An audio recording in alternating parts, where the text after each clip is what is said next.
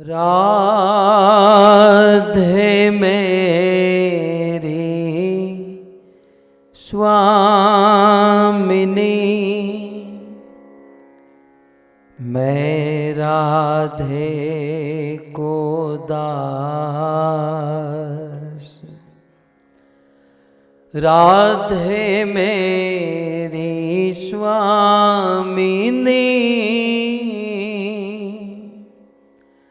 मैं राधे को दास।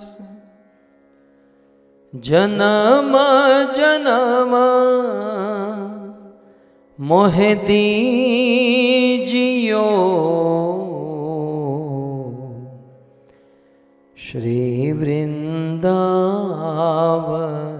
वास, श्री वृंदावन वास। राधा तू बड़ भागिनी, कौन तपस्या कीन, तीनों लोक के नाथ है, सो तेरो आधीन, सो तेरो आधीन। जय राधा माधव कुंज बिहारी, जय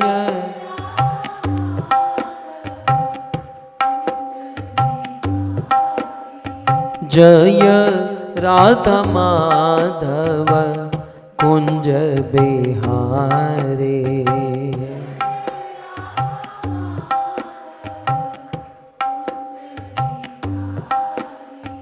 जय राधा माधव कुंज बिहारी,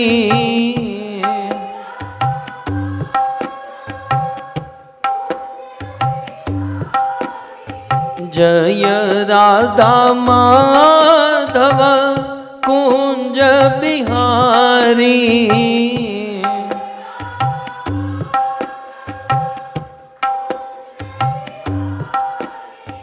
गोपी जन वल्लभ गिरिवर धारे,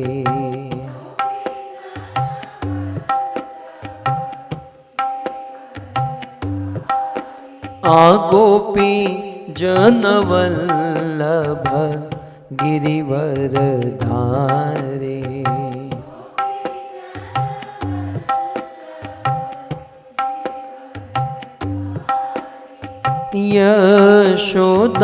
यशोदानंदन ब्रज जन रंजन,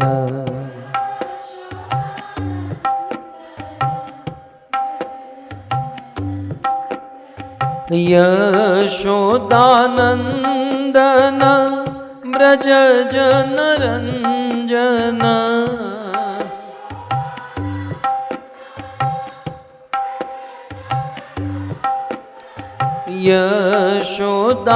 यशोदानंदन ब्रज जन रंजन।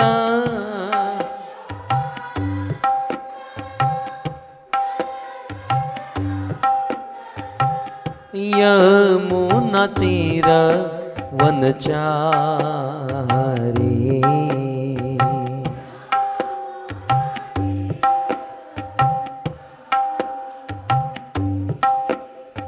जय राधा माधव कुंज बिहारी।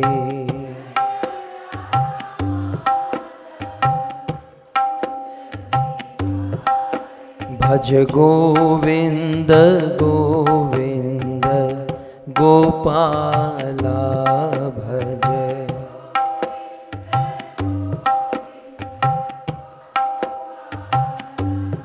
भज गोविंद गोविंद गोपाला।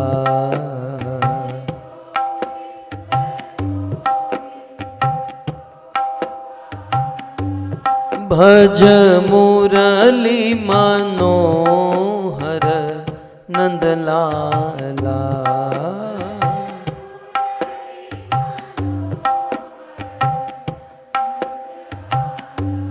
भज मुरली मनोहर नंदलाला। भज मुरली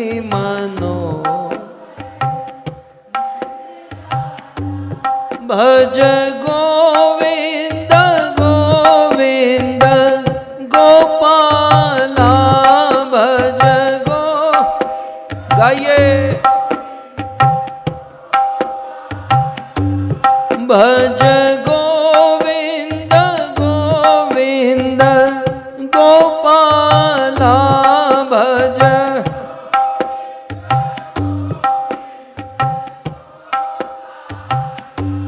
जय जय नंद यशोदा दुलार।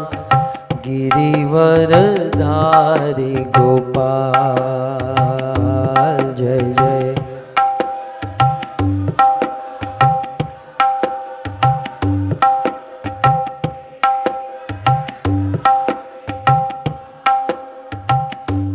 गोपाल गोपाल गोपाल गोपाल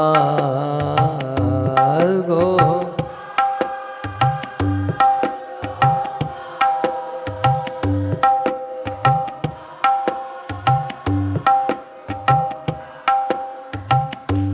गोपाल गोपाल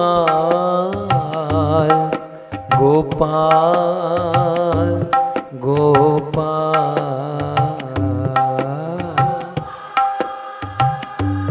गोपाल।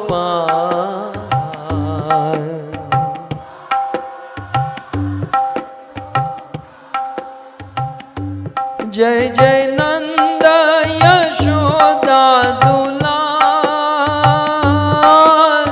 गिरिवरधारी गोपाल। जय जय नंद दुलार। गिरिवर जय जय नंद यशोदा दुलार। गिरिवरधारी गोपाल। जय जय नंद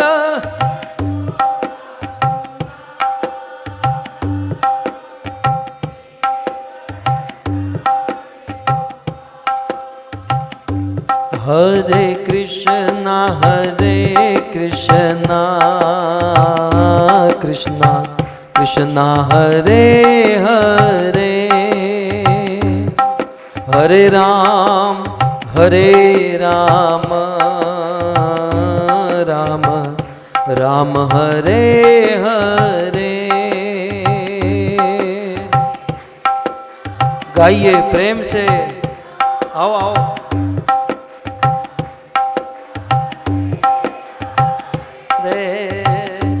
हरे राम हरे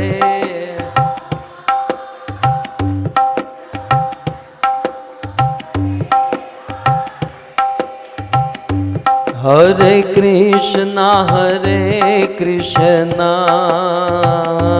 कृष्णा कृष्णा हरे हरे।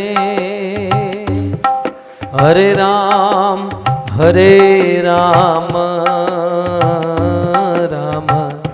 राम हरे हरे। हरे कृष्णा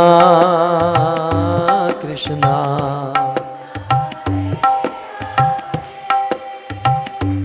हरे राम हरे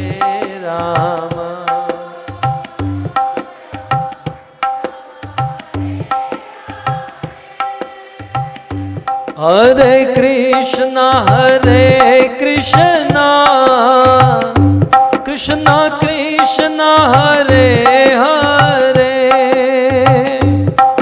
हरे राम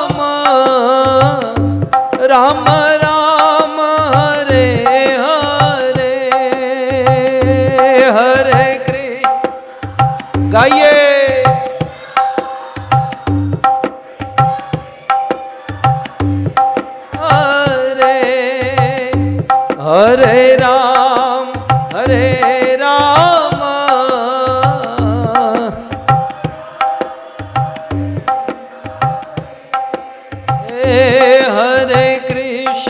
हरे कृष्णा कृष्णा कृष्णा हरे हरे हरे राम राम राम हरे हरे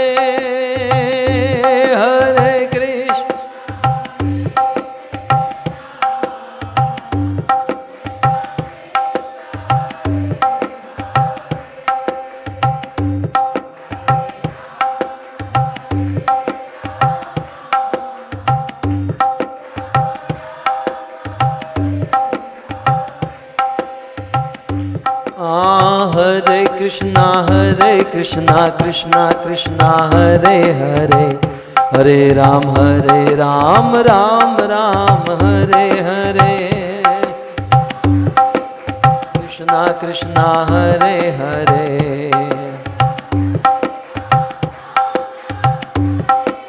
हरे कृष्णा कृष्णा कृष्णा हरे हरे हरे राम राम राम हरे हरे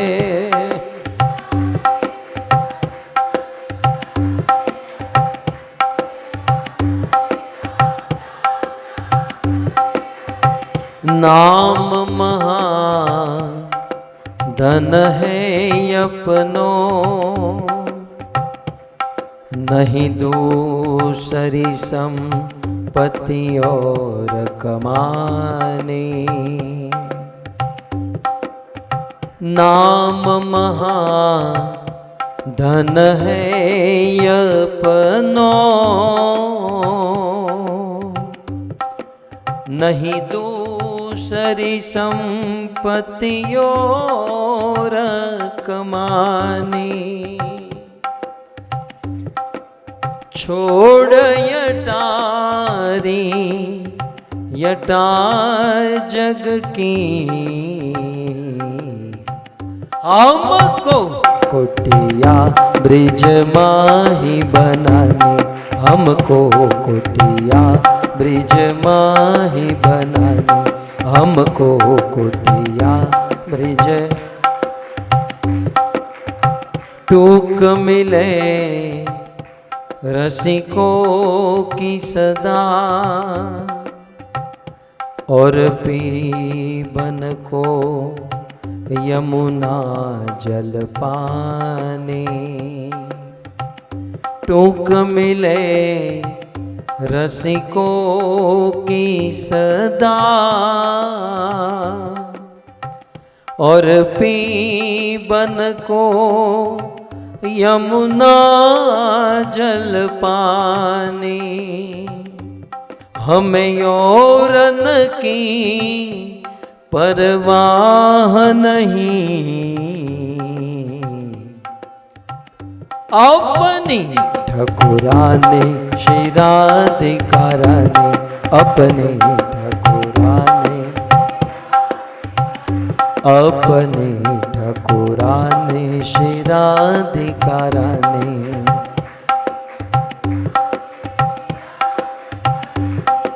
राधा श्याम सुंदर राधा श्याम सुंदर राधा श्याम सुंदर राधे राधा श्याम सुंदर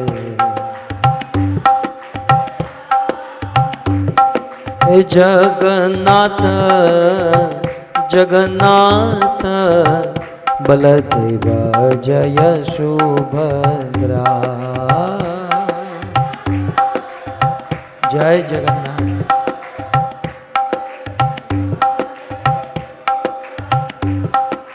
रघुपति राघव राजा राम पतित पावन सीताराम रघु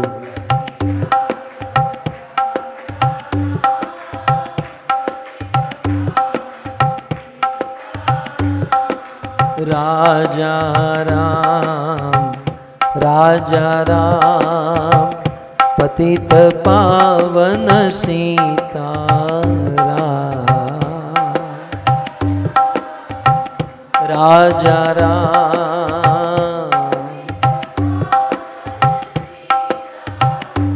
बोलो रघुपति राघव राजा राम पतित पावन सीताराम।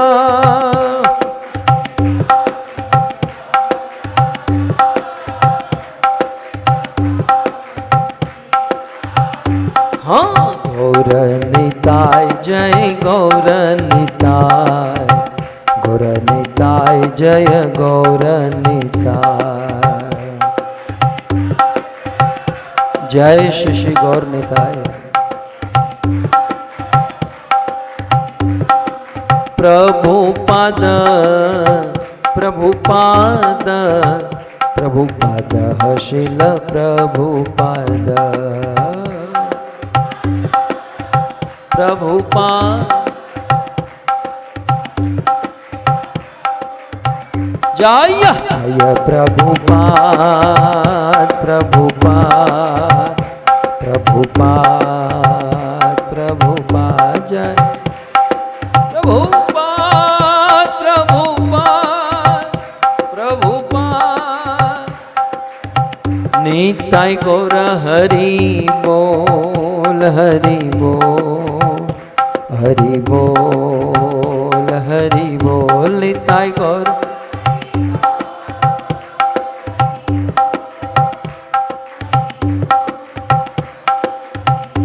युग धर्म हरिनाम संकीर्तन के ग्रंथराज श्रीमद् भागवतम महापुराण के श्रील प्रभुपाद के निताय गौर प्रेमानंद। यं ब्रह्मा वरुणेन्द्र रुद्रमरुत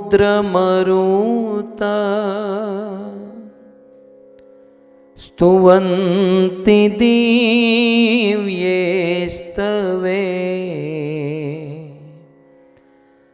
वेदे साङ्गपद क्रमोपनिषदे गायन्ति यं सामगा ध्यानावस्थिततद्गतेन मनसा पश्यन्ति यं योगिनो यस्यान्तं न विदुषुरासुरगणा देवाय तस्मै नमः। वंशी विभूषितकरा नवनीरदा पीताम्बर दरुणबिम्बफल दरोष्ठा पूर्णेन्दुसुन्दरमुखा अरविन्दनेत्रा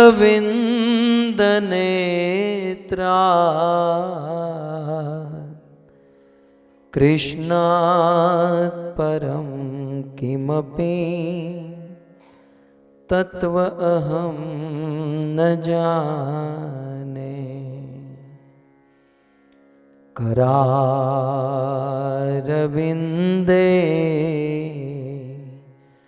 न पदारविन्दम्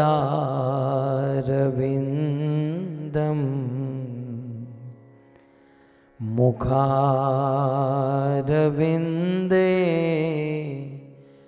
विनिवेशयन्तम्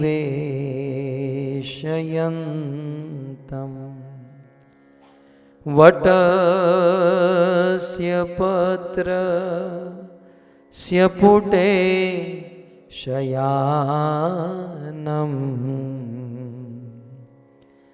बालं मुकुन्दं मनसा स्मरामि। गृहे गृहे गोप वधू कदम्बा सर्वे मिलित्वा समवाययोगम्। पुण्यानि नामानि पठन्ति नित्यं गोविन्ददामो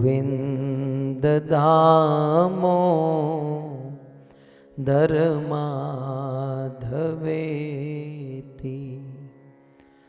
ॐ नमो भगवते वासुदेवाय। बोलिए।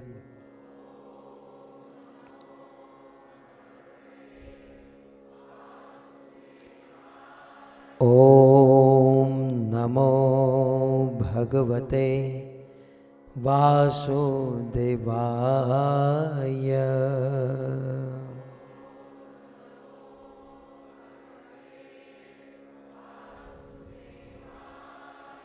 ॐ नमो भगवते वासुदेवाय।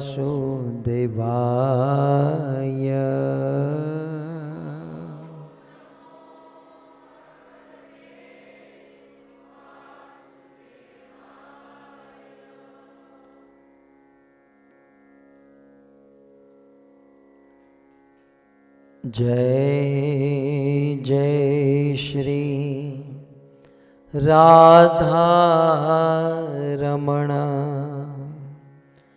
जय जय नवल किशोर। जय गोपी चित चोर प्रभु। जय जय माखन चोर। जय जय माखन चोर।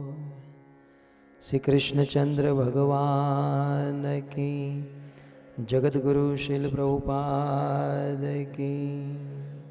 उपस्थित भगवत कथा अनुरागी भक्त वृंद, इस सभा को सुशोभित करने वाले अंतर्राष्ट्रीय कृष्ण भावनामृत संघ के वरिष्ठ भक्तगण, दूर दूर से पधारे हुए अतिथि, मेहमान, महानुभाव एवं आधुनिक उपकरणों के माध्यम से इस कथा का श्रवण करने वाले देश विदेश के समस्त श्रोतागण, श्रीमद् भागवत कथा के तृतीय दिवस में पुनः एक बार आप सबका स्वागत एवं आप सबके चरणों में हमारा प्रणाम। परम सौभाग्य श्रीमद् भागवत कथा का श्रवण हम सब यहाँ पर कर रहे हैं।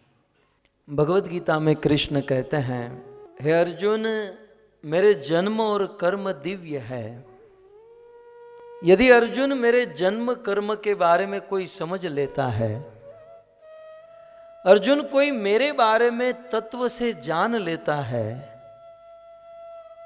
तो त्यक्त्वा देहम पुनर्जन्म न इति, उस आदमी का मरने के बाद पुनर्जन्म नहीं होता, क्योंकि वह व्यक्ति सदा सदा के लिए मेरे धाम वैकुंठ को प्राप्त कर जाता है। इस भटकने वाले जीव का डेस्टिनेशन है भगवत धाम वैकुंठ। लेकिन उस वैकुंठ में पहुंचने के लिए वैकुंठाधिपति भगवान को समझना होगा। और कली पावन अवतार श्री चैतन्य महाप्रभु कहते हैं कि भगवान को समझने के लिए भागवत पढ़ना होगा। बिना भागवत पढ़े, बिना भागवत समझे हम भगवान को जान नहीं सकते हैं। भगवान के द्वारा एक बहुत बड़ी गिफ्ट है हम सबको ये भागवत, जिससे हम भगवान को समझ सकते हैं। श्री चैतन्य महाप्रभु वैसे तो कृष्ण ही है, परंतु कलयुग के जीवों को अपने स्वधर्म आचरण से उपदेश देने के लिए भक्त बनकर आए। और श्री चैतन्य महाप्रभु ने अपने जीवन में चिरकाल तक भागवत का श्रवण किया। अभी अभी हमारा सौभाग्य था कि पिछली कथा मायापुर और जगन्नाथपुरी में थी। श्री चैतन्य महाप्रभु अपने अंतिम दिनों में जगन्नाथपुरी में रहते थे और उस समय महाप्रभु को भगवान का विरह सताता था। श्री चैतन्य महाप्रभु के मन में कृष्ण का अभाव, अफसोस होता था कि जीवन का लंबा समय बीत गया लेकिन कृष्ण नहीं मिल रहे हैं। तड़पने लगते थे। जिस कमरे में वो रहते थे गंभीरा में, उस कमरे की दीवार के साथ अपना मस्तक पटकने लगते थे। और उस समय कृष्ण की उपस्थिति का एहसास कराने के लिए महाप्रभु के दो पार्षद स्वरूप दामोदर और राय रामानंद चैतन्य महाप्रभु को भागवत सुनाते थे। स्वयं भगवान भी भागवत सुनते हैं। वैसे भगवान की अनेकों प्रकार की सेवा है, लेकिन भागवत सुनकर भगवान को जितना प्रसन्न कर सकते हैं उतनी और कोई सेवा से हम प्रसन्न नहीं कर सकते। ये मैंने कहता, गीता के अंत में कृष्ण कहते हैं यह इदम परमम गुह्यम मद भक्तेषु विधास्यति है। अर्जुन, ये गीता भागवत का ज्ञान जो किसी को सुनाता है, सुनता है, भक्ति मयि पराम कृत्वा, वो मेरी परम भक्ति कर रहा है। भक्ति मयि पराम कृत्वा, वर्तमान काल है, प्रेजेंट टेंस है, वो भक्ति कर रहा है जो भागवत सुन रहा है। अभी दोष देखने वाले की कमी नहीं। कुछ लोग कहते हैं कि ये भागवत आप सुनते हो, लेकिन इस भागवत का फल क्या है, ये भागवत का सार क्या है, भागवत सुनने के बाद कितने लोग सुधरते हैं। मैं क्लेरिफिकेशन कर दूं कि मैं घर से निकलता हूं किसी को सुधारने के लिए नहीं, मैंने कोई ठेका लेकर नहीं रखा है आप लोगों का। कुछ लोग हमें दावा करते हैं, कहते हैं आपने कितने लोगों को सुधारा। मैं कोई सुधारने के लिए नहीं आया, मैं तो स्वीकार करने के लिए आया हूं। मेरा काम, मेरा धर्म है स्वीकार करना, संसार के पापी तापी लोगों को स्वीकार करके भागवत सुनाना, सुधारने का काम नहीं। लेकिन फिर भी कुछ लोग कहते हैं भागवत सुनने के बाद कितने सुधरते हैं, सुधरते नहीं सुधरते इसका हिसाब भगवान रखे। लेकिन भागवत में लिखा है कि भागवत सुनने के बाद सुधरो या न सुधरो, लेकिन भागवत सुन रहे हो, आप भक्ति कर रहे हो। भागवत सुनना ही भक्ति है। समझ में आ रहा है? यस्याम वे श्रूयमाणानाम भक्ति परम पुरुषे। भागवत सुन रहे हो, परम पुरुष भगवान राम और कृष्ण की भक्ति कर रहे हो आप। और यदि लगातार इस भागवत को सुनते रहे तो शोक मोह भयापहा, संसार के शोक मोह और मृत्यु जैसे भय से आप मुक्त हो जाओगे। भागवत सुनने वाला मृत्यु के भय से मुक्त हो जाता है? कुछ लोग कहते हैं क्या भागवत सुनने वाला मरता नहीं है? मरता है। भागवत सुनने वाला मरता है, लेकिन दुनिया वालों की तरह नहीं मरता। जैसे भगवान शंकराचार्य ने कहा, पुनरपि जन्मम पुनरपि मरणम पुनरपि जननी जठरे शयनम। मरना, जन्म लेना, फिर से मरो, फिर से जन्म लो, कभी गाय, कभी बैल, कभी गधा, कभी कुत्ता, अनेकों प्रकार की योनियों में जन्म मरण, ये चक्र चलता रहता है। लेकिन यदि कोई भागवत सुनता है तो वह एक बार मरता है और मरने के बाद वह सदा सदा के लिए भगवान के धाम वैकुंठ को प्राप्त हो जाता है। ये है भागवत। श्रील प्रभुपाद लिखते हैं, there is no difference between Krishna and Krishna katha. Bhagavat और भगवान में कोई अंतर नहीं है। शास्त्र में कहा गया, तेनई वांगमय मूर्ति प्रत्यक्ष वर्तते हरे। ये भागवत भगवान की वांगमय मूर्ति है भक्तों। ये हमारे बच्चे स्कूल में ज्योमेट्री, हिस्ट्री, मैथ्स ये जो पढ़ते हैं, ये कोई किताब नहीं है। भागवत कोई साधारण पुस्तिका नहीं, भागवत साक्षात भगवान का स्वरूप है। पद्म पुराण में वर्णन है कि द्वापर युग में जब भगवान ये जगत छोड़कर जा रहे थे तो उद्धव जी के देखते देखते भगवान कृष्ण भागवत के रूप में कन्वर्ट हो गए।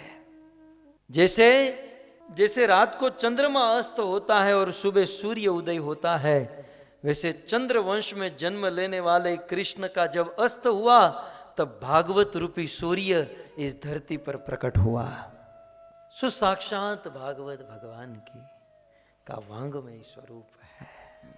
इसलिए व्यास मुनि कहते हैं कि भागवत निगम कल्पतरुर गलितम फलम, भागवत समस्त शास्त्रों का सार है। तो किसी ने कहा कि भागवत अमृत है, तो किसी ने कहा कि भागवत औषधि है, तो किसी ने कहा कि भागवत संजीवनी जड़ी बूटी है।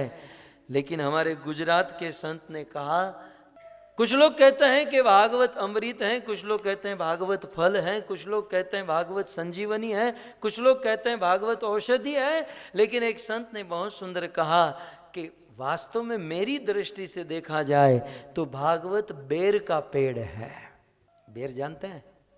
भारत में पढ़े लिखे आप? भारत में स्कूल में पढ़े हैं हम? भारत की स्कूल से जब हम निकलते हैं तो नहीं वो बेर वाला खड़ा रहता है, खाए कभी? वो बेचारा पैकेट बनाता है, पैकेट में जितना आता है उतना तुम खड़े खड़े खा जाते हैं। ये काले काम सबने किए हैं। પણ ભાગવત જે છે એ બોરનું ઝાડવું છે અને એમાંય આપણા ચણિયા બોર, समझो चने जैसा बोर, छोटे छोटे छोटे।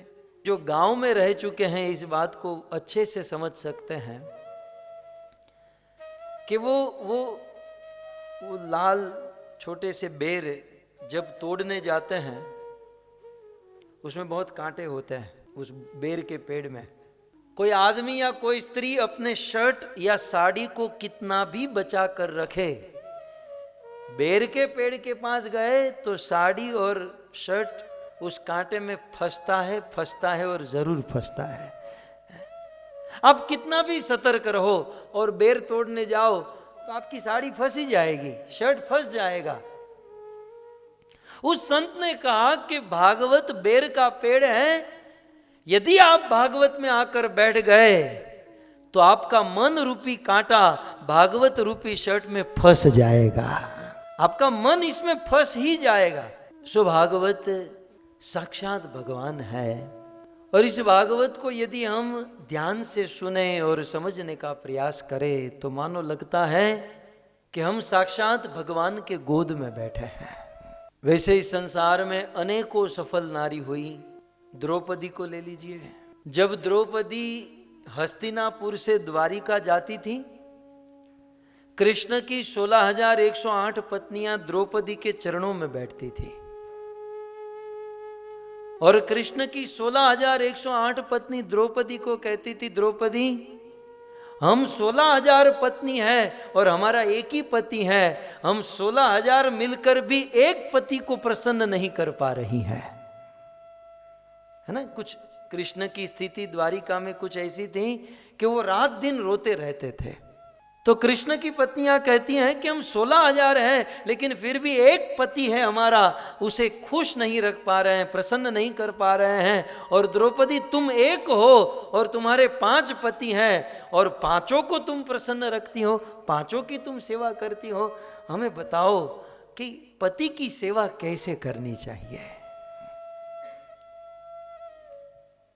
यह है सफल नारी। सफल नारी का राज क्या है? सार के रूप में यदि हम समझे, पिछले 2 दिन की कथा का सार यदि हम पकड़े तो सफल नारी का राज, पहला राज क्या है कि एक सफल बाप की बेटी मनु महाराज की कन्या और उनके अच्छे संस्कार, एक, ठीक है। नारी सफल कब हो सकती है? जब कोई अच्छे परिवार में जन्म हो और उस परिवार में उन्हें संस्कार मिले हो, एक। और सफल नारी किसे कहते हैं? दूसरा, जो अपने पति की सेवा करती है। अपने पति की सेवा करने वाली पत्नी, ऐसी पतिव्रता नारी। कुछ लोग कहेंगे बस पति की सेवा करेंगे और कुछ करना ही नहीं है।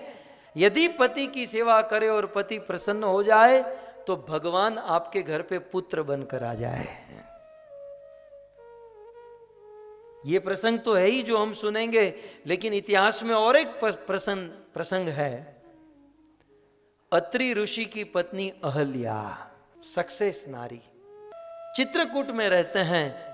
मां मंदाकिनी की पवित्र धारा के किनारे इनकी कुटिया है। लेकिन अनुसुईया अपने पति की इतनी सुंदर सेवा कर रही है, इतनी सुंदर सेवा।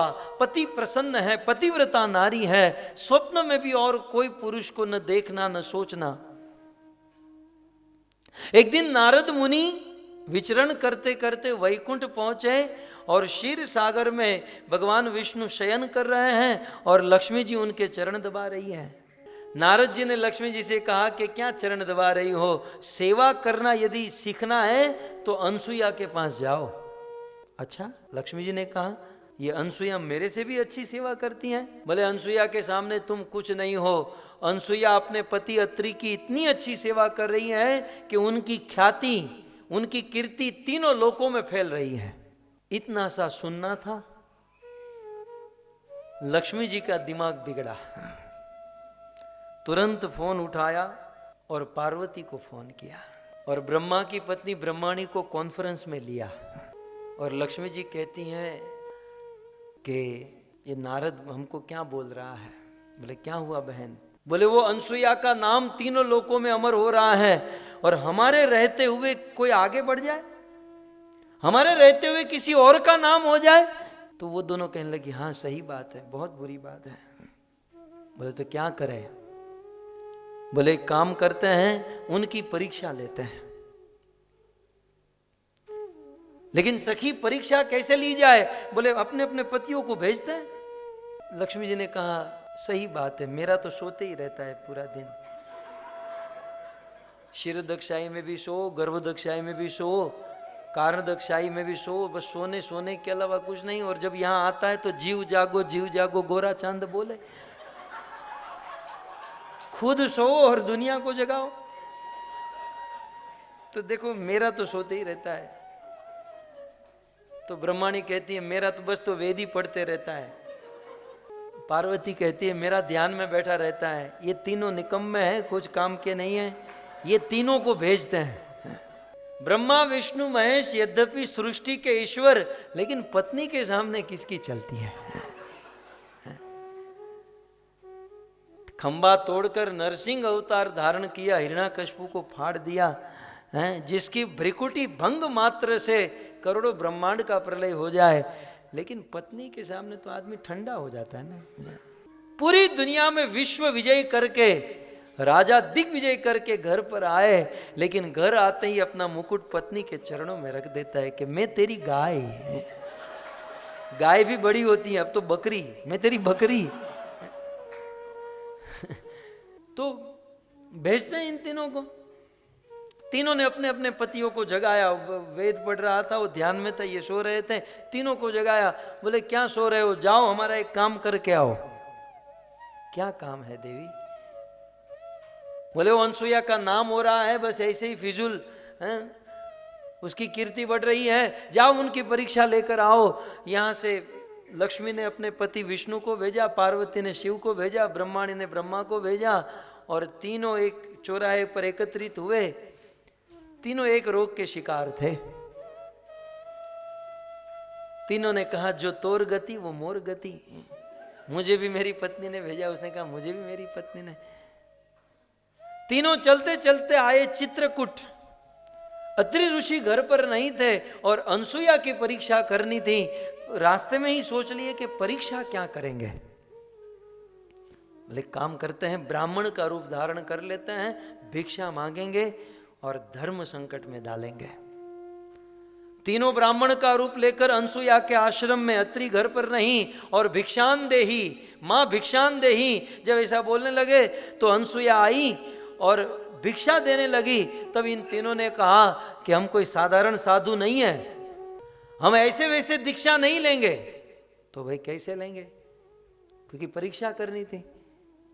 बोले आप निर्वस्त्र होकर भिक्षा दोगी तो ही हम भिक्षा लेंगे। अब निर्वस्त्र होकर अनसुईया भिक्षा दे तो पतिव्रता धर्म टूट जाए, और भिक्षा न दे फिर भी धर्म टूट जाए, धर्म संकट। लेकिन ये तो अनसुईया थी।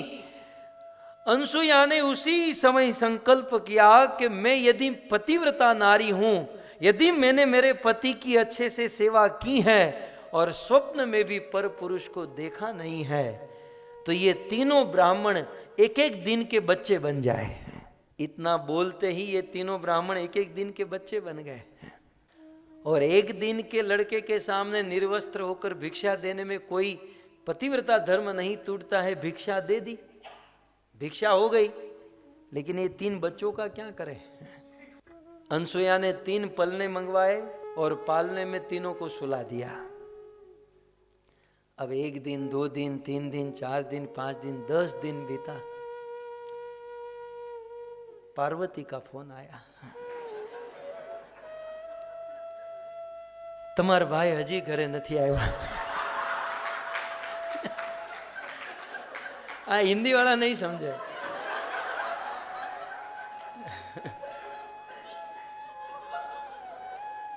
अली तने कहूं તમારા ભાઈ હજી ઘરે નથી આવ્યા।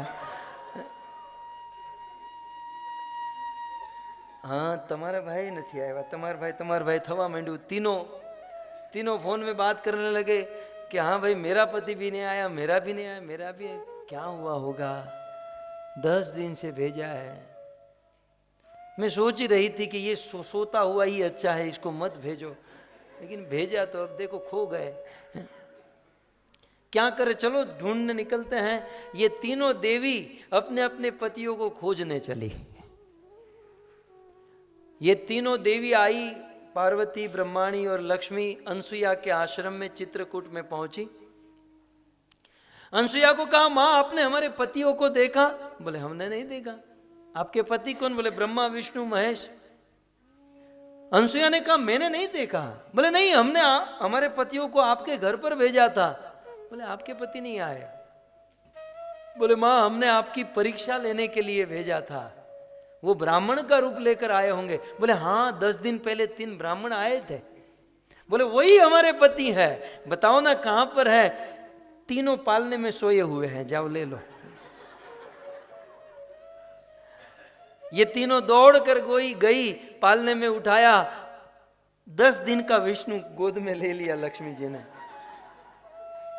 छोटा सा चक्र घूम रहा था, छोटी सी गदा थी, वो छोटा छोटा कमल था, और रो रहा था और अपने पति को शांत कर रही थी। छोटे से शिव जी को भी उठा लिया पार्वती ने, छोटे से ब्रह्मा को उठाया। लेकिन तीनों पत्नी परेशान, पति तो मिल गए लेकिन ये रूप का हम क्या करेंगे। ये तीनों अनसुईया के चरणों में प्रणाम करती हैं और क्षमा मांगती हैं कि मां हमें अभिमान हो गया था और इसलिए आपकी परीक्षा के लिए हमने हमारे पतियों को भेजा था, हमें क्षमा कर दीजिए और हमारे पतियों को ओरिजिनल रूप में वापस ला दीजिए। अनसुईया ने कहा, संकल्प किया कि यदि मैंने मेरे पति की सेवा की है, स्वप्न में भी पर पुरुष को देखा नहीं है, तो ये तीनों के पति अपने अपने ओरिजिनल रूप में वापस आ जाए। इतना बोलते ही ब्रह्मा, विष्णु, महेश तीनों पत्नियों के गोद से कूद गए और खड़े रह गए। लेकिन तीनों ईश्वर ने अनसुईया को वादा किया कि आपने अपने पति की इतनी अच्छी सेवा की है, हम आपके घर पर आपका पुत्र बनकर आएंगे। ये है ईश्वर कहाँ प्रकट होता है? जहां प्रेम होता है, जहां भक्ति होती है, जहां धर्म होता है, जहां आचरण होता है, और जहां पत्नी अपने पति की सेवा करती है और पति अपने पत्नी का ध्यान रखता है। एक बार हमारे गुरु महाराज राधा गोविंद महाराज अमेरिका में कथा कर रहे थे और किसी ने प्रश्न पूछा, महाराज जी ये आपके भगवान भारत में ही अवतार लेते हैं, एक तो यूरोप अमेरिका में लेना चाहिए था। राम कहो, विष्णु कहो, वराह कहो, कृष्ण कहो, ये सारे अवतार भारत में, एक तो यूरोप अमेरिका में होना चाहिए। गुरु महाराज ने तुरंत आंसर दिया, बोले भगवान को जन्म लेने के लिए अच्छे माता पिता चाहिए। आपके वहां जिस दिन शादी होती है उसी दिन डिवोर्स पेपर तैयार हो जाता है। वो अटैच में ही होता है, न जाने कब जरूरत पड़ जाए। भगवान वहां प्रकट होते हैं जहां सुंदर सुगंधित गृहस्थ जीवन होता है। और ऐसी ही एक गृहस्थी की कथा हम सब लोग यहां पर सुन रहे हैं, और वो है करदम और देवहूति की कथा। सुंदर चरित्र देवहूति का, एक सफल नारी। मुझे मेरा बार बार मन उस साध्वी शब्द पर ही जा रहा है। मैत्रेय मुनि कहते हैं कि साध्वी, और साध्वी किसे कहते हैं? जो पति की सेवा करे, पति के इशारे को समझकर काम करे, काम क्रोध लोभ आदि को त्याग कर बिना अहंकार के, बिना अहम के अपने पति की सेवा करे, साध्वी। और पति उसे कहते हैं जो पत्नी का पालन करे। पति शब्द का अर्थ होता है पातयति इति पति, पालन करने वाले को पति कहते हैं। पति का धर्म है कि अपनी पत्नी को प्रसन्न रखें, उनकी सारी जो जरूरियात है उसे पूर्ण करें। और करदम ऋषि ने किया। कल हम सुन रहे थे, करदम ऋषि समाधि से बाहर आए और देवहूति को प्रसन्न करने का पूर्ण प्रयास किया। अपने योग बल से, अपनी भक्ति के बल से देवहूति को सुंदर शरीर प्रदान किया। इतना ही नहीं, करदम ऋषि ने बहुत सुंदर विमान का निर्माण किया। उस विमान में देवहूति को बिठाया और वह विमान विचरण करने लगा। संसार की दिव्य उच्च उच्च जगह पर करदम ऋषि देवहूति को लेकर गए। देखिए, हम पुरुष को भी सीखना चाहिए कि सैटरडे संडे की छुट्टी हो तो पत्नी को कहीं कोई गार्डन में लेकर जाए और फिर आइसक्रीम खिलाए और एक दो शायरी बोल दे, पत्नी प्रसन्न। शायरी नहीं आती तो मैं सिखा दूं, 2-5 में दे दूं, आती है तो ठीक है।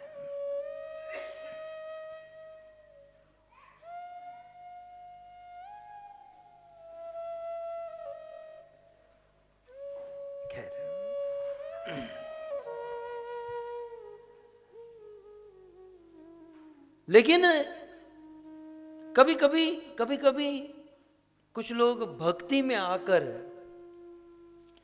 अपने कर्तव्यों को भूल जाते हैं, चाहे स्त्री हो या पुरुष। पुरुष की बात करूं, हमने ये भी देखा है कि 2-5 महीने से भक्ति में आए हैं और भक्ति में इतने भावुक हो जाते हैं और कहने लगते हैं कि बस अब मैं वृंदावन चला जाऊंगा। ये पत्नी माया है, ये बच्चे माया है। माया तेरे दिमाग में है, तू पहले समझ ले। ये तुच्छ भावुकता है, ये आदमी कुछ नहीं कर सकता है। पत्नी माया है। तो तुझे शादी के लिए हमने जबरदस्ती बिठाया था। मनुष्य का, मनु महाराज ने मनु संहिता ग्रंथ लिखा है और मनु संहिता में मनुष्यों के लिए कर्तव्य बताए। उसमें पुरुष का, पति का कर्तव्य है कि कुछ भी करे अपनी पत्नी और बच्चों का पालन पोषण भरण पोषण करे। नीति अनीति धर्म अधर्म कुछ भी करे, वे अपने परिवार का पालन करे, पत्नी को प्रसन्न रखे।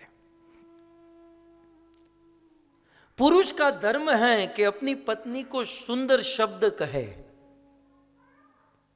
पुरुष का कर्तव्य है अपनी पत्नी को समय दे। आज के आदमी के पास सब कुछ है, बस टाइम नहीं है। समय दे। स्त्री की बहुत प्रकार की कामना होती हैं, इच्छा होती हैं, उन इच्छाओं को पूर्ण करे।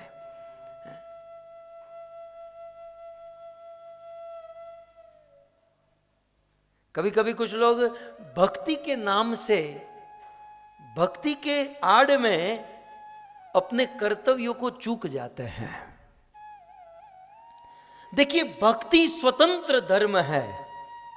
पति भक्ति कर रहा है, इसका अर्थ यह नहीं है कि पत्नी को भक्ति करना ही है। भक्ति स्वतंत्र है। हम किसी को सजेशन दे सकते हैं, जबरदस्ती नहीं कर सकते। जबरदस्ती तो कृष्ण ने भी नहीं किया। हम कौन होते हैं? कृष्ण ने अर्जुन को पूरी भगवत गीता सुनाई, और भगवत गीता सुनाने के बाद कृष्ण अर्जुन से कहते हैं, अर्जुन मेरा कर्तव्य था तुझे ज्ञान देना, अब तेरे पर डिपेंड है तुझे क्या करना है। अर्जुन ने स्वीकार किया, करिष्ये वचनम तव।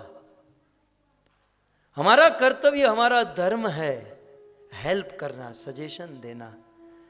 कई पुरुषों के मन में ऐसा है कि बस मैं जितनी भक्ति करता हूं उतनी भक्ति मेरी पत्नी, मेरे बच्चे, ये वो करने ही चाहिए। जरूरी नहीं है। हम सब लोग जब जन्म लेते हैं तो कर्म बंधन से बंध कर आते हैं। हो सकता है कुछ लोगों का कर्म बहुत बहुत ज्यादा है, कुछ लोगों के कर्म कम है, उसके अनुसार। और पुरुष लोग ध्यान रखे, ये वैराग्य की बात, भक्ति की बात पूरी दुनिया में करे, अपनी पत्नी के सामने कभी मत करे। ये ज्ञान, ये फिलोसॉफी दुनिया वालों के सामने जाड़ो, घर पर पत्नी के सामने मत जाड़ो। पत्नी के सामने तो यही कहे कि क्या बताऊं, जब गीता भागवत खोलता हूं तो उसमें भी मुझे तू ही दिखाई दे रही है। और ऐसा बोलोगे पत्नी प्रसन्न होगी, उससे ज्यादा कृष्ण प्रसन्न होगे कि बंदा ठीक जा रहा है। कृष्ण को बुरा नहीं लगेगा, क्योंकि वो भी राधा रानी को कहते हैं कि राधे अपना चरण मेरे मस्तक पर रखो और मेरे मस्तक की शोभा बढ़ाओ। मैं बिल्कुल भागवत की बात कर रहा हूं। देखिए, ये ज्ञान, ये वैराग्य, ये भक्ति जो है, ये अपने समाज में, अपने कुटुंब में, अपने परिवार में, और खास करके अपनी पत्नी के सामने वैराग्य जो है अपने अंदर रखे। ये कोई बाहर दिखाने की वस्तु नहीं है, वैराग्य अंदर की वस्तु है, बाहर दिखाने की। हमारा उल्टा है, हम लोग भक्ति वैराग्य को बाहर दिखाते हैं और हमारे गलत स्वभाव को छिपाते हैं। दिखाना नहीं चाहिए। मैं आपको एक एग्जांपल दूं, कृष्ण का आचरण मैं आपको दिखाऊं। एक बार क्या हुआ, भागवत के 10वें स्कंद में वर्णन है, स्यमंतक मणि के प्रसंग में सत्राजीत की मृत्यु हो गई। अब ये सत्राजीत कौन है? सत्यभामा का पिता। सत्यभामा कौन है? कृष्ण की पत्नी। तो कृष्ण की पत्नी सत्यभामा के पिता सत्राजीत की मृत्यु हो गई, और ये बात कृष्ण को पता चली, और कृष्ण उस दिन बहुत रोए। इतना रोए कि जिसका बाप था सत्यभामा, वो उतना नहीं रो रही थी जितना कृष्ण रो रहे थे। वो सत्यभामा कृष्ण को शांत रख रही है, कोई बात नहीं, शांत हो जाओ, शांत हो जाओ। ये वही कृष्ण हैं जो कुरुक्षेत्र की भूमि में उपदेश दे चुके हैं, अर्जुन हम शरीर नहीं, हम आत्मा है। क्या कृष्ण को बुद्धि नहीं है कि हम शरीर नहीं आत्मा है? अशोच्यानन व शोचत्वम प्रज्ञावादांश भाषसे गता सुंश नानु शोचंती पंडिता। अर्जुन को गाली दे चुके हैं, तू मूर्ख है, तू मूढ़ है कि शरीर के लिए शोक कर रहा है। हम शरीर नहीं, हम आत्मा है, और आत्मा की कभी मृत्यु नहीं होती। नैनम छिदंती शस्त्राणि नैनम दहती पावक। ये सारी फिलोसॉफी, सारा ज्ञान कृष्ण अर्जुन को दे चुके हैं। लेकिन फिर भी जब ससुर जी की मृत्यु हुई तो सबसे ज्यादा कृष्ण रोए। सीखो, कुछ सीखो। ये ज्ञान, ये फिलोसॉफी, ये भक्ति बाहर प्रचार करो, शिष्यों को सुनाओ, लोगों को सुनाओ, लेकिन अपने घर पर एक गृहस्थी का आचरण करो, जैसे कृष्ण ने किया। वो जानते थे कि आत्मा मरती नहीं है, लेकिन फिर भी कृष्ण रोए। छोड़ो कृष्ण को, कृष्ण तो एक ऐसा चरित्र है जो उल्टा सीधा समझ में ना आए। रामायण में चलो, रामायण में हम चलते हैं। भगवत गीता में कृष्ण को जब उपमा देनी हुई तो जनक का नाम लिया गया। जनक, जनक माने विदेह। जनक जो आत्मा के स्तर पर स्थित थे, विदेह देह में होते हुए भी वो देह का ज्ञान नहीं था, वो आत्मा को देखते थे, आत्मा के विषय में काम करते थे। पूर्णतया जो आत्मा के स्तर पर स्थित हैं, ऐसे जनक भी जब अपनी बेटी को विदा कर रहे थे उस समय रोने लगे। जनक जैसा आदमी जो आत्मा, जिसको आत्मा ही दिखाई देती है, लेकिन बेटी को विदा करते समय रोया, क्योंकि ये गृहस्थी का धर्म है। वहां ये नहीं होता हम शरीर नहीं हम आत्मा है, और आत्मा स्वतंत्र होती है, आत्मा का किसी से नाता नहीं होता। सारी बुद्धि थी जनक को, लेकिन ये परिवार वालों के साथ नहीं होता। ये भी छोड़िए, आप रामचंद्र को ले लीजिए। भगवान रामचंद्र के विषय में मुझे तो बड़ा पसंद आता है ये प्रसंग। भगवान राम को जब 14 साल का वनवास मिला और लक्ष्मण जी, सुमित्रा ने कहा था लखन तू सोना मत, राम सोए तो तू पहरा देना। उस कुटिया में राम सोए हुए हैं, लक्ष्मण जी पहरा दे रहे हैं, और कभी कभी खिड़की से लक्ष्मण देखते हैं कि रात को 12 बजे, रात को 2 बजे राम अचानक जग जाते हैं और जग कर रोते हैं। क्यों रोते हैं? जब जब राम अवध सुधि करही, अवध सुधि करही, तब तब बारी बिलोचन भरही। जब जब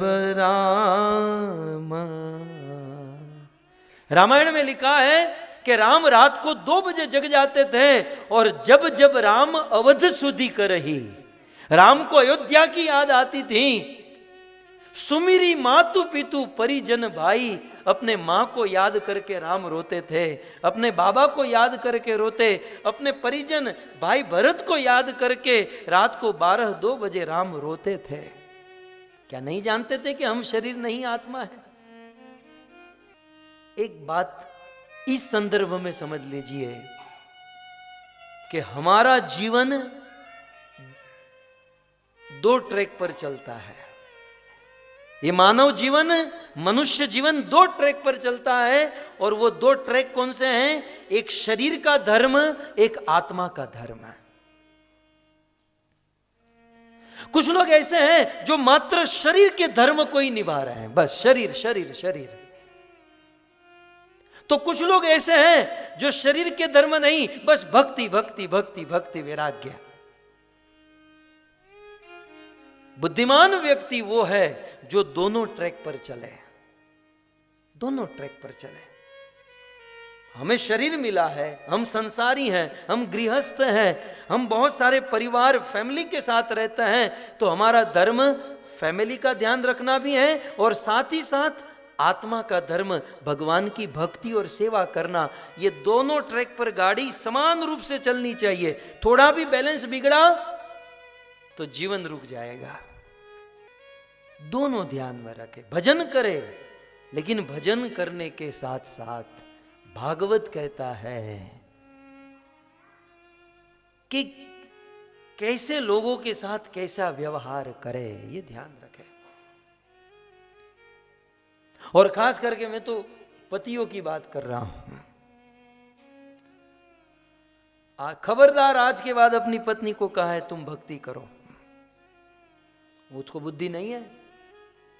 भक्ति हम करें, हम ऐसा आचरण करें, और भक्ति करके हम पत्नी से इतना प्रेम करें कि बोलने की आवश्यकता ना पड़े। अरे हम लोग देखते हैं ये कॉलेज के लड़के भारत में एक दूसरे के लिए जान दे देते हैं। एक भौतिक प्रेम में लड़की लड़के एक दूसरे के लिए जान दे देते हैं। यार, यदि हम प्रेम करेंगे तो 16 माला नहीं करेगी। प्रेम नहीं है हमारा, हम तो जबरदस्ती कराना चाहते हैं, कंट्रोल करना चाहते हैं। ये भजन, ये भक्ति, ये कंट्रोल से नहीं होता, जबरदस्ती नहीं होता, ये प्रेम से होता है। प्रेम करें। हमारा क्या ना, हम पूरी दुनिया से प्रेम करते हैं लेकिन पत्नी से प्रेम नहीं करते हैं। बस हमें तो क्या है, बस एक ही चीज आती है, दोष देखना। मेरी पत्नी में ये दोष है, मेरी पत्नी में जो लोग, कुछ लोग आते हैं मेरे पास, मेरी पत्नी में ये दोष है, बोलने वाले को लज्जा भी नहीं आती है। तूने जिस दिन अग्नि के फेरे फरे उस दिन वो तेरी पत्नी नहीं, तेरी अर्धांगिनी हो गई। वो पत्नी नहीं, वो तू ही है। पति पत्नी का संबंध जो है, शरीर दो, पर्सनैलिटी एक होती है। यदि कोई पति कहे कि मेरी पत्नी का ये दोष है, तो पत्नी का दोष नहीं, वो पति का ही दोष है। ये ऐसा ही हुआ मानो हम कहें मेरे हाथ की ये उंगली बहुत बेकार हो गई है। तेरी तो उंगली है, तो किसकी कंप्लेंट लेकर आया है? वो तेरी उंगली, तेरा हाथ है। गृहस्थ जीवन हम लोग क्यों स्वीकार करते हैं? एक स्त्री पुरुष को, पुरुष स्त्री को क्यों स्वीकार करते हैं? क्योंकि हम लोग अधूरे हैं, हम अपूर्ण हैं। और पति पत्नी जब मिलते हैं तो उनका एक ही काम होता है, एक दूसरों की कमियों को पूरा करना, न कि एक दूसरों की कमियों को देखना और उसको समाज में दिखाना। नहीं। और यदि हम लोगों में कमी न होती तो हम भगवान होते हैं। कमी किसमें नहीं है? सब लोगों में कुछ ना कुछ कमी है, कुछ ना कुछ खामी है। तो पति अपने पत्नी की कमी न देखे, उनकी कमी को ढके, उनकी कमियों को सुधारे, एक दूसरे को हेल्प करे। पुरुष अधूरा है, स्त्री अधूरी है, और दोनों अपूर्ण जब मिलते हैं तो पूर्ण बन जाते हैं और पूर्ण पुरुषोत्तम भगवान को प्राप्त कर सकते हैं। इसीलिए मनुष्य जीवन है। तो समझ में आ गया पतियों को? कर्दम ऋषि ने बड़ा प्रेम, बड़ा स्नेह दिया अपनी पत्नी को। अनेक लोक लोकांतर में विचरण किए। कुछ दिन हुआ, देवहूति ने कहा कि पतिदेव बस अब हम लोग बहुत घूम चुके, अब एक स्थान पर स्थित होना चाहती हूं। एक स्थान पर उस विमान को नीचे लाया गया और कर्दम ऋषि के द्वारा देवहूति के गर्भ से 9 कन्या का जन्म हुआ। और दिव्य कन्या, ऐसा नहीं कि कन्या को धीरे धीरे समय बीता और बड़ी करनी पड़ी। कन्या का जन्म हुआ और देखते देखते वे कन्या बड़ी हो गई। और इस प्रकार से संसार के भोगों को भोगते हुए, गृहस्थ जीवन में रहते हुए लंबा समय बीत गया। और एक दिन देवहूति के हृदय में बड़ा अफसोस हुआ। अब देखिए, धीरे धीरे सफल नारी की एक परिकाष्ठा बढ़ती जा रही है। देवहूति एक तो मनु महाराज की बेटी, सक्सेस, मनु महाराज के संस्कार मिले और बड़ी सफलता। कर्दम ऋषि एक भक्त से उनकी शादी हुई और सफलता में आगे बढ़ी। और फिर अपने पति की सेवा करने लगी और ऊपर।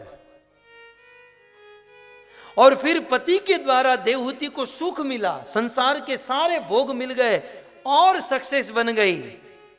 अब इससे बड़ी सफलता क्या? अब देखिए, अब इससे भी बड़ी सफलता देखिए।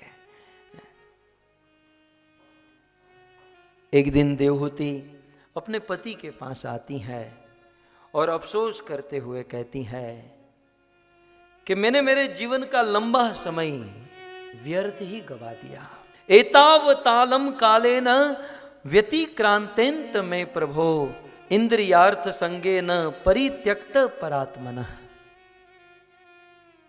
यद्यपि भगवान ने गृहस्थों को छूट दे रखी है कि गृहस्थी का आनंद ले सकते हैं, लेकिन फिर भी क्योंकि देवहूति का हृदय देवी स्वभाव था, एक साध्वी स्वभाव था, इसलिए देवहूति अपने मन ही मन में यह सोचकर अपने पति को कहने लगी कि मैंने मेरे जीवन का लंबा समय व्यर्थ ही बिता दिया। एतावतालम कालेन व्यतिक्रांतेन में प्रभो, बहुत लंबा समय बीत गया, जिस समय में मुझे भजन करना चाहिए था उस समय में मैं संसार के भोगों को भोगती रही, विमान में घूमती रही, लोक लोकांतर में जाती रही, संसार का सुख लेती रही, यद्यपि मुझे भजन करना चाहिए था। क्योंकि जीवन, अफसोस यही हो रहा है कि समय बीत गया। चाणक्य पंडित लिखते हैं, आयुष क्षण एकोपी न लभ्य स्वर्ण कोटि भी, करोड़ों करोड़ों सोने की मुद्रा देने के बाद भी जीवन में जो समय बीत चुका है वो समय वापस नहीं आएगा। समय की बड़ी महिमा है।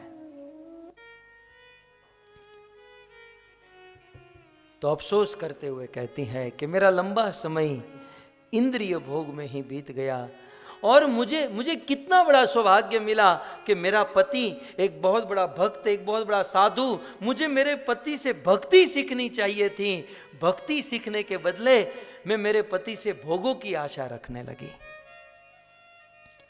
साहम भगवतो नूनम वंचिता माया दृढ़म, मैं तो माया के द्वारा ठगी गई। मुझे ईश्वर की माया ने ठग लिया कि इतना बड़ा साधु मेरे घर पर है। शास्त्र में लिखा है कि अनजाने में भी यदि कोई साधु की संगति करे तो वो मोक्ष को प्राप्त कर लेता है, और इतना बड़ा साधु मेरा पति बनकर मिला मुझे, और मैं मेरे पति एक साधु का लाभ नहीं ले पाई, और बस मैं मात्र उनसे भोगों की कामना रखी। बड़ा अफसोस करते हुए कहते हैं, साहम भगवतो नूनम वंचिता माया दृढ़म, मैं ठगी गई, मुझे ठग लिया, माया के द्वारा मैं ठगी गई। क्योंकि यत्वा विमुक्ति दम प्राप्य न मुमुक्षेय बंधनात्, मेरा पति मुझे मुक्ति देने में समर्थ था, मेरा पति मुझे मुक्ति के दरवाजे तक पहुंचा देने वाला था, इतना प्रभाव था उनमें, लेकिन मैं उसका लाभ नहीं ले पाई। इस प्रकार से अफसोस करते हुए कहती है। कर्दम ऋषि कहते हैं कि देवी तुम चिंता मत करो, क्योंकि तुमने मेरी सेवा की है, इसलिए तुम्हारे गर्भ से साक्षात भगवान प्रकट होंगे, और वे भगवान ही तुम्हारी सारी चिंता, तुम्हारे सारे दुख को, तुम्हारे सारे प्रॉब्लम को दूर करेंगे। देवी तुम अब मुझे आज्ञा दो, मैं सन्यास लेना चाहता हूं। और जब हमारा विवाह हुआ तो मैंने आपको कहा था कि जब तुम्हें संतान की प्राप्ति होगी, तुम्हें एक बेटे की प्राप्ति होगी, तो मैं सन्यास ले लूंगा। करदम जी की दिव्य कृपा से देवहूति के गर्भ से एक सुंदर बालक का जन्म हुआ, जो भगवान विष्णु का दिव्य अवतार कपिल के रूप में प्रकट हुआ। और वह बालक देखते ही देखते बड़ा हुआ, और कर्दम ऋषि सन्यास के लिए निकले। देवहूति रोने लगी, पतिदेव आप मुझे छोड़ के चले जाएंगे?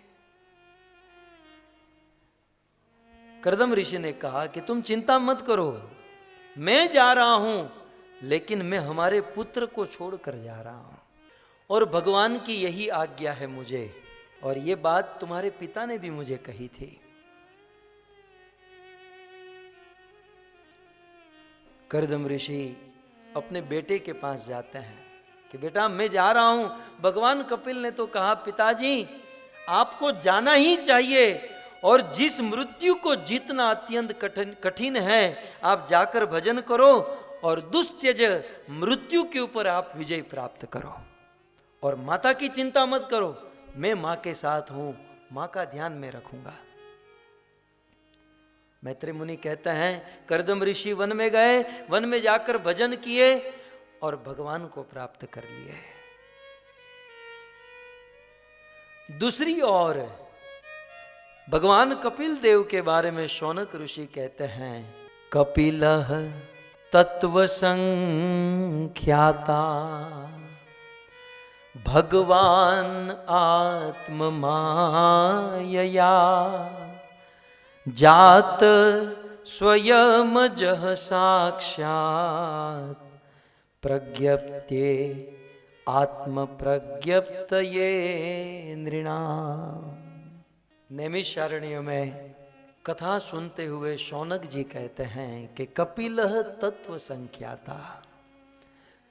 हे सूत जी, कपिलः तत्व संख्याता, ये जो कपिल हैं, भगवान कपिल सांख्य शास्त्र के प्रणेता है, सांख्य शास्त्र को उपदेश देने के लिए इस संसार में प्रकट हुए। भगवान आत्म माया, स्वयं भगवान अपनी ही माया से इस संसार में प्रकट हुए। भगवान के अन्य अन्य जो अवतार है ना, उस अवतारों में भगवान को पुकारना पड़ा, हे राम आप आइए, हे कृष्ण आप आइए, दुष्टों का विनाश कीजिए। लेकिन ये अवतार कैसा है? कहते हैं जात स्वयं अजह। भगवान कपिल को किसी ने पुकारा नहीं, वे स्वयं ही प्रकट हुए, वे स्वयं ही इस धरती पर आए। क्यों? संसार के जीवों को तारने के लिए। राम आए तो बाली, खर, दूषण, त्रिशरा, कुंभकर्ण, रावण, इन सबको मारा। कृष्ण आए तो पूतना, अघासुर, बकासुर, तृणावर्त, शक्टासुर, इन सारे असुरों को मारा। लेकिन भगवान कपिल आए किसी को मारने के लिए नहीं, संसार के जीवों को तारने के लिए। राम, कृष्ण, विष्णु, वराह, नरसिंह आदि अवतारों में भगवान ने असुरों का विनाश किया, लेकिन भगवान कपिल देव ने असुरों का विनाश नहीं, मनुष्यों के हृदय में जो आसुरी तत्व बैठा हुआ है, जो आसुरी बुद्धि बैठी हुई है, इस आसुरी बुद्धि का विनाश किया। ऐसे भगवान कपिल देव का जो अवतार हुआ, उस भगवान कपिल देव के बारे में बताइए। शौनक जी जिज्ञासा करते हैं और सूत जी कहते हैं कि ये कथा मैत्रेय ऋषि ने विदुर जी को सुनाई थी। एक दिन की बात है, पति करदम घर छोड़कर सन्यास लेकर चले गए हैं। बेटा कपिल बड़ा हो चुका है, बिंदु सरोवर के तट पर इनकी कुटिया है, यह रह रहे हैं। और पति के चले जाने के बाद देवहूति का मन बड़ा खिन्न है, उस स्त्री के मन में अशांति है, अनेकों प्रकार की प्रॉब्लम है।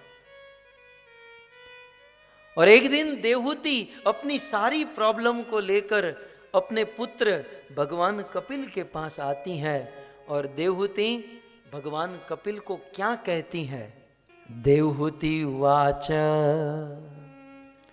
निर्विण्णा नितराम भूमन इंद्रिय तत्तर्षणा येन संभाव्य मानेन प्रपन्यान्धम तम प्रभो।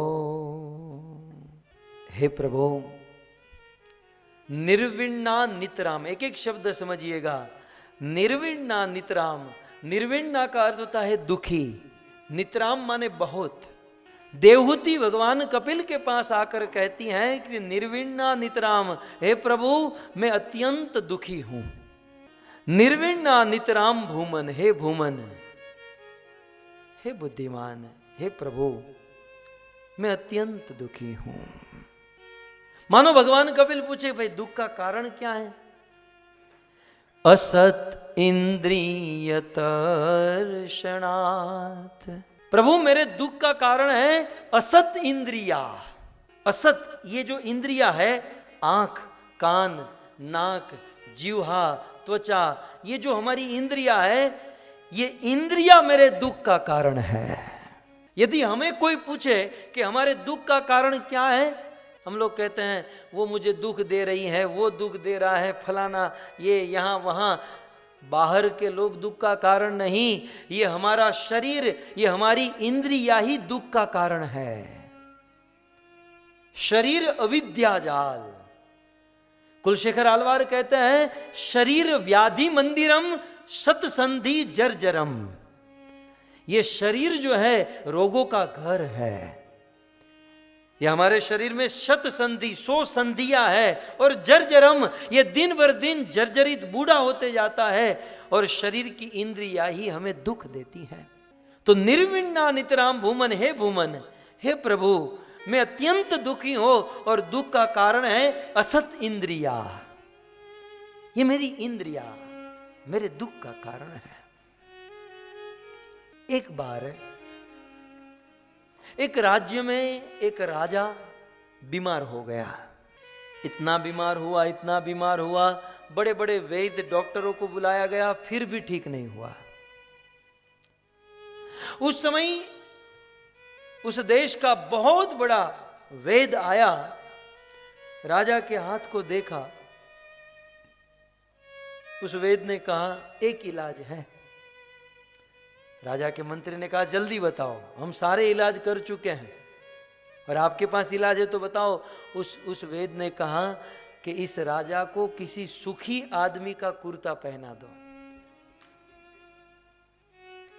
तुरंत ठीक हो जाएगा। बोले ये मेडिसिन खिलाई, ये खिलाया, ये औषधि, ये दवाई, ये किया तो भी ठीक नहीं हुआ, और कुर्ता पहनाने से ठीक हो जाएगा? बोले हाँ, किसी सुखी आदमी का कुर्ता पहना दो। मंत्री ने अपनी पूरी सेना को भेजा, 5 मिनट में सुखी आदमी का कुर्ता लेकर आओ। पूरी सेना 10 दिशा में, और जिसके पास जाती है पहले पूछती हैं आप कैसे हो? मजे में, हाउ आर यू? फाइन। पहला आंसर तो यही होता है। 5 मिनट खड़े रहो तब पता चलता है कि कितनी प्रॉब्लम है। सुबह उठकर सबसे बड़ा झूठ हम यही बोलते हैं, फाइन। अब आश्चर्य तो यह है कि दुनिया बनाने वाले कृष्ण ने गीता में कहा दुखालयम अशाश्वतम। भगवान ने मोहर लगा दी कि यहां कोई सुखी हो ही नहीं सकता, और जब हमें कोई पूछता है आप कैसे हो? फाइन, मजे में, मजा में। जवाब तो सनातन गोस्वामी की तरह होना चाहिए। चैतन्य महाप्रभु ने सनातन को पूछा, सनातन कैसे हो आप? तब सनातन गोस्वामी ने कहा के आमी केने अमार जार तापत रही। गुरुदेव, मैं ही नहीं जानता हूं कि मैं कैसा हूं, अब आप ही बताइए कि मैं कैसा हूं। आप बताइए। तो सबको मिले, और 2-5 मिनट खड़े रहने पर पता चलता ये तो दुखी है। सब लोग वापस आए, बोले हमारे राज्य में कोई सुखी नहीं है, ये कुर्ता नहीं मिलेगा। मंत्री खुद घोड़े पर सवार हुआ और निकला कि भाई सुखी आदमी कैसे नहीं मिलेगा। चलते चलते एक नदी किनारे पहुंचा, और नदी में एक मछुआरा नाव में खड़े खड़े अपना गमछा ऐसे हाथ में लेकर घुमा रहा था, ऐसे गाना गा रहा था। जैसे वो कल में छंद गा रहा था ना, वैसे ऐसे ऐसे गा रहा था। मंत्री ने सोचा ये बंदा सुखी लग रहा है। मंत्री घोड़े से नीचे उतरा, कहा ए भाई इधर आओ, तुम सुखी हो? बोले बिल्कुल सुखी है हम। बिल्कुल पक्का सुखी हो? अंदर बाहर से? फिर 5 मिनट के बाद ऐसा तो नहीं कहोगे मैं दुखी हूं? बोले मैं पक्का सुखी हूं, कोई चिंता नहीं, आनंद ही आनंद है जीवन में। मंत्री ने कहा भाई साहब आपको ही ढूंढ रहा था, जल्दी अपना कुर्ता निकाल कर दे दो। उस आदमी ने कहा महाराज कुर्ता नहीं है इसीलिए तो सुखी हूं, कुर्ता नहीं है इसीलिए सुखी हूं। दुनिया में जितने कुर्ते वाले हैं सब लोग दुखी हैं। ये कुर्ता और कोई नहीं, ये हमारा शरीर है, और जितने लोगों के पास शरीर है सब दुखी है, क्योंकि दुख का कारण असत इंद्रिया। दुख का कारण क्या है? इंद्रिया। हमारी इंद्रिया दुख का कारण है, और मात्र इंद्रिय दुख का कारण नहीं है। इंद्रियों से यदि अच्छा काम करे तो सुख भी मिल सकता है। तो दुख का कारण क्या है? असत इंद्रिया। असत माने गलत काम करने वाली इंद्रिया ही दुख का कारण है। असत समझ रहे ना? असत माने गलत, गलत काम करने वाली इंद्रिया दुख का कारण है। इंद्रिया कैसे दुख देती हैं? तो और एक शब्द आगे हैं कि असत इंद्रिय तर्षणात्। तर्ष, तर्ष माने गुजराती में सीधा होता है तरस। तरस माने प्यास, है ना? तर्ष तृष्णा, तरस माने प्यास। ये हमारी जितनी भी इंद्रियां है, ये प्रत्येक इंद्रियों की प्यास है। ये कान प्यासा है कि मैं कोई फिल्मों का गाना सुनूं। अब तो क्या है, कंठी तिलक धोती कुर्ता पहन लिया, घर पर तो नहीं सुन सकते, लेकिन रोड पर कहीं बजता है तो रुक जाते हैं। मैं भी रुक जाता हूं यार, अपना पुराना फेवरेट गाना बजे तो क्यों नहीं सुने। कान कान कान प्यासा है कि फिल्मों के गाने सुने, आंखें प्यासी हैं कि कब हम मूवी देखें, जीवा प्यासी है कब हम रेस्टोरेंट में जाए और कब हमारे फेवरेट फूड हम खाए। असत इंद्रिय तर्शनात्, ये असत इंद्रियों की जो प्यास है, ये जो कामनाएं हैं, यही आदमी को दुखी कर रही है। और ऐसा भी नहीं है कि भाई जीवा को टेस्टफुल पदार्थ खाने का मन हुआ और उसे दे दिया तो वो तृप्त हो गई, नहीं, वो तृप्त नहीं होती। क्यों? क्योंकि असत इंद्रिया, ये इंद्रिया जो है असत है, ये कभी तृप्त होने वाली नहीं है। सो देवहूति कहती है कि हे प्रभु, यह असत इंद्रियों के कारण मैं अत्यंत दुखी हूं। ये न संभाव्य माने न प्रपन्नाधम तम प्रभो। और हे प्रभु, ऐसी असत इंद्रियों की इच्छा को यदि हम पूर्ण करते रहे हैं, कान यदि फिल्मों के गाने सुनने चाहे और हम उसको सुनाते रहे, आंखों के से मूवी गलत दृश्य दिखाते रहे और इंद्रियों की इच्छा पूर्ण करते गए, तो क्या कहते हैं? ये न संभाव्य माने न, यदि हम उससे पूर्ण किया तो प्रपंदानम तमह प्रभो, तो एक ना एक दिन तमह माने नरक में जाना पड़ेगा, एक ना एक दिन नरक में जाना होगा। कई बार कुछ लोग सोचते हैं, कुछ धर्म संप्रदाय में ऐसी फिलोसॉफी भी बताते हैं कि अपने मन की इच्छा को पूर्ण कर दो। मन की इच्छा को पूर्ण करोगे तो मन में शांति हो जाएगी और फिर आप दूसरा काम ठीक से कर पाओगे, लेकिन ऐसा नहीं है। ये मन की इच्छा जो है ना, अग्नि के समान है। हमारी इच्छा अग्नि के समान है और उस इच्छा को पूर्ण करना उस अग्नि में घी की आहुति डालने बराबर है। कोई आग जल रही है, उसमें आप घी डालोगे तो आग शांत होगी, हाँ कुछ देर के लिए शांत होगी, लेकिन बाद में वो 10 गुना और बढ़ जाएगी। असत इंद्रिय तर्शनात्, यदि इंद्रियों की इच्छा को पूर्ण करने जाएंगे तो इच्छाएं और बढ़ती जाएगी और बढ़ती जाएगी, और वह इच्छाएं अनेकों प्रकार के दुखों में हमें डालती जाएगी। तो हे प्रभु, कृपया करके मेरे इस दुख को दूर करो। मानो भगवान कपिल देव कहे, मां मैं तो आपका छोटा सा बेटा हूं, मैं आपके दुख को कैसे दूर कर सकता हूं? ये तो मेरा सौभाग्य है कि आप मेरे बेटे बनकर आए, लेकिन तत्व से यदि देखा जाए तो आप साक्षात भगवान हो। देवहूति कहती है, आद्यो भगवान पुंसा ईश्वरो वे भवान किल लोकस्य तमसांधस्य चक्षु सूर्य इवोदित। आप दिखने में छोटे हो, आप दिखने में पुत्र हो, लेकिन मैं जानती हूं तत्व से यदि देखा जाए तो आप भगवान हो। प्रभु आप सबके आदि हो, पुंसाम ईश्वरो, संसार के सभी मनुष्य के, पुरुषों के ईश्वर हो आप। लोकस्य जानस्य, संसार में रहने वाले लोगों को अंधकार से, अज्ञान से मुक्त करने के लिए आप साक्षात सूर्य के समान हो। आप अर्थात आप इस संसार में संसार के लोगों को ज्ञान देने के लिए आए हो। सो प्रभु कृपया करके आप मेरा ये अज्ञान दूर करो। अथ में देव सम्मोहम अप्राकष्टुम त्वम अर्हसि यो अवग्रहो अहम ममेति इति तस्मिन् योजितस्त्वया।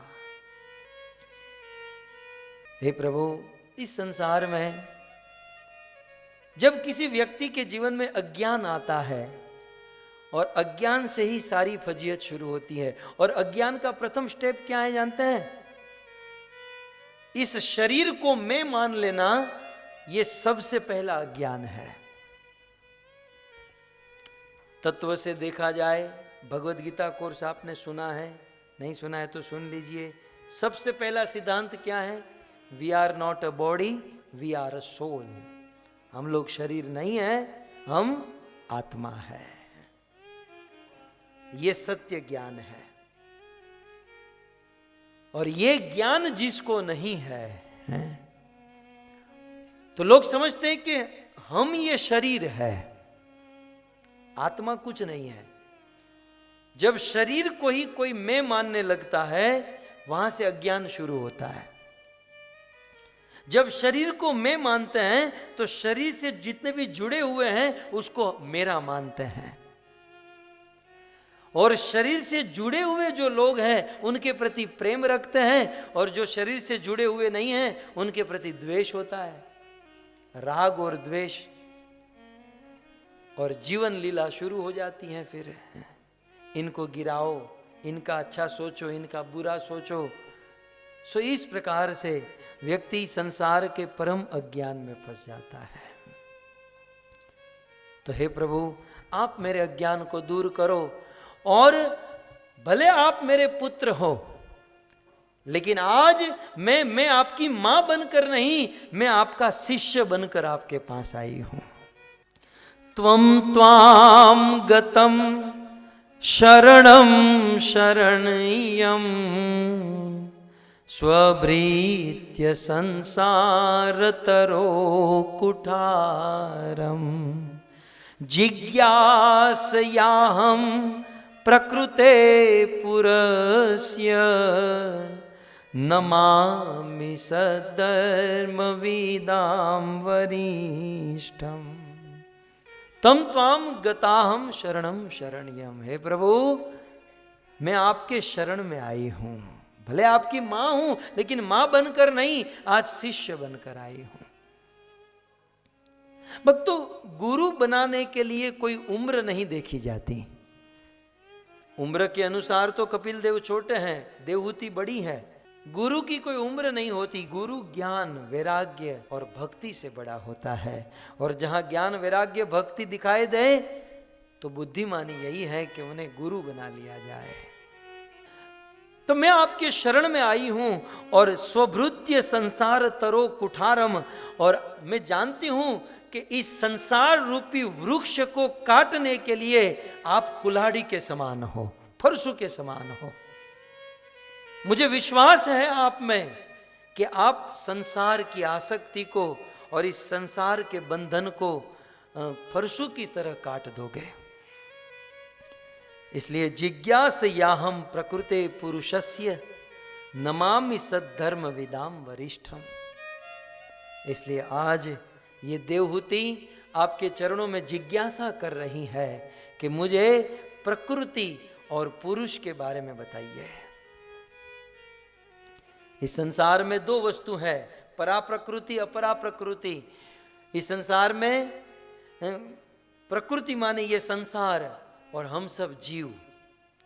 चाहे जीव हो या चाहे संसार, भगवान ने ये प्रकट किया अपनी सेवा के लिए। और जब तक जगत की कोई वस्तु या जगत का कोई व्यक्ति ईश्वर की सेवा नहीं करेगा, तब तक वह सुखी नहीं हो सकता। देवहूति कहती है प्रकृति, पुरुष और ये जीव, ये तीनों के बारे में कृपया करके आप मुझे विस्तार से बताइए। नमामि, मैं आपको नमस्कार करती हूं। किसी से ज्ञान प्राप्त करने के लिए नम्रता बहुत जरूरी है। मां होकर भी अपने बेटे को नमस्कार कर रही है, क्यों? क्योंकि ज्ञान चाहिए। बिना नम्रता के ज्ञान नहीं मिलता। ज्ञान तो फिर भी मिल जाए, चलो एकलव्य की तरह ज्ञान तो ले लेंगे, लेकिन कृपा नहीं मिल सकती। क्योंकि कृपा पानी की तरह होती है, और पानी नीचे की ओर बहता है, और जो नम्र होता, हम्बल होता है, कृपा उसी के ऊपर बहती है। श्री गुरु करुणा सिंधु अधम जनार बंधु। जो अपने आप को अधम समझता, निम्न समझता है, उन्हीं के ऊपर कृपा होती है। तो आज देवहूति इतनी महान होकर भी अपने आप को हीन प्रस्तुत कर रही है, और भगवान कपिल देव के चरणों में प्रणाम कर रही हैं और कहती है, सद्धर्म विधाम वरिष्ठम, आप श्रेष्ठ हो, आप ज्येष्ठ हो, कृपया करके आप मुझे ज्ञान प्रदान करो। नेक्स्ट, मैत्रेय मुनि कहते हैं, इति स्वमातु निर्वद्य मिप्सितम निशम्य पुंसाम अपवर्ग वर्धनम। मैत्रेय ऋषि ये कथा विदुर जी को सुनाते हुए मैत्रेय कहते हैं कि विदुर, इस प्रकार के माता के वचन को भगवान कपिल देव ने सुना, और माता का ये वचन कैसा था? कहते हैं निर्वद्यम, परम पवित्र था। और देवहूति की जिज्ञासा कैसी थी? पुंसाम अपवर्ग वर्धनम, केवल देवहूति को नहीं, ये प्रवचन जो होगा उसको सुनने वाले को मोक्ष देने वाली जिज्ञासा थी। तो निशम्य पुंसाम अपवर्ग वर्धनम, अपवर्ग मोक्ष देने वाली इस जिज्ञासा को भगवान कपिल देव ने सुना, और धिया अभिनंद्य अभवताम सताम गति। कहते हैं कि अपनी माँ के मुख से इतनी सुंदर जिज्ञासा को सुनकर भगवान कपिल देव बभास ईश स्मित, मंद मंद मुस्कुराते हुए अपनी माँ को उपदेश देना प्रारंभ किए। लेकिन एक बहुत सुंदर बात है कि उपदेश कैसे दे रहे हैं? मंद मंद मुस्कुराते हुए। आप लास्ट लाइन में देख सकते हो, बभाष ईशत स्मित। स्मित समझ में आ रहा है? स्मित, 3 प्रकार की हंसी होती है। हंसी 3 प्रकार की होती है। एक होता है राक्षस हंसी, हा हा हा हा, वैसे टीवी सीरियल में आप देखते हो ना, रावण, कंस, ये सब लोग हंसते हैं। सेकंड क्लास की हंसी होती है हंसी, दांत दिखाकर हंसना। और तीसरे क्लास की हंसी होती है स्मित, इंग्लिश में कहते हैं स्माइल। हंस हंस भी लेना और दांत भी नहीं दिखाना, ये माताओं को अच्छा आता है। पुरुष तो बेचारे स्माइल। तो भगवान कपिल देव प्रवचन करना प्रारंभ किए, लेकिन प्रवचन कैसे कर रहे थे? मुस्कुराते हुए। यहां जितने भी वक्ता बैठे हैं, इन सब के लिए बहुत सुंदर बात है कि जब भी किसी को उपदेश दो तो मुंह चढ़ा कर मत दो। कुछ लोग बोलते हैं तो बंदूक की गोली की तरह, यदि हाथ ऊपर करके महामंत्र नहीं बोलोगे तो दोनों हाथ कट जाएंगे। लगता है कि प्रवचन सुना रहा है कि डांट रहा है। ऑफिस में डांट सुनकर आए, घर पे पत्नी की डांट सुनकर आए, पूरी दुनिया में डांट सुनते, प्रवचन में आकर भी डांट ही सुनना है, आदमी जाएगा कहां? एटलीस्ट एक स्थान तो ऐसा होना चाहिए कि बोलने वाला प्रेम से बोले, सुनने वाला प्रेम से सुने। जब भी उपदेश करे तो प्रेम से हंसते हुए, मंद मंद मुस्कुराते हुए, स्मित। तो भगवान कपिल देव हंसना बोलना प्रारंभ किए, हंसते हुए मुस्कुराते हुए बोलना प्रारंभ किए। अब प्रवचन ऐसा है, बोलने वाला वक्ता और सामने एक श्रोता बैठा है, लेकिन श्रोता बिल्कुल सफल नारी है, सक्सेस।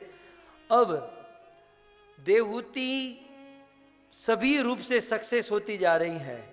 अब सक्सेस होने में केवल एक पॉइंट बाकी है, और वह एक पॉइंट कंप्लीट होगा भगवान कपिल देव का उपदेश सुनकर। सो भगवान कपिल देव उपदेश देना प्रारंभ किए, शास्त्र का ऐसा उपदेश। यह प्रवचन जो अब शुरू होने जा रहा है, ऐसी भक्तिवेदांत स्वामी प्रभुपाद ने जुहू मंदिर में 22 दिन तक इस पर प्रवचन किया था, और हमारे पास केवल 3 दिन है। शिल प्रभुपाद 22 दिन तक लगातार इस पर बोले थे, और इस पर एक किताब लिखी गई, teaching of Lord Kapil Dev. सो बहुत सुंदर ये प्रसंग है भगवान कपिल देव का, बहुत सुंदर। भगवान कपिल देव कहते हैं, माँ आप जानती हो इस संसार में आपके अंदर दुख है, प्रॉब्लम है, इसका कारण क्या है? मैं जानता हूं, बताइए प्रभु। हरे कृष्णा। ग्रंथराज श्रीमद् भागवतम महापुराण की, श्रील प्रभुपाद की, निताई गौर प्रेमानंदे। जय जय श्री राधे, जय जय श्री राधे, जय जय श्री राधे।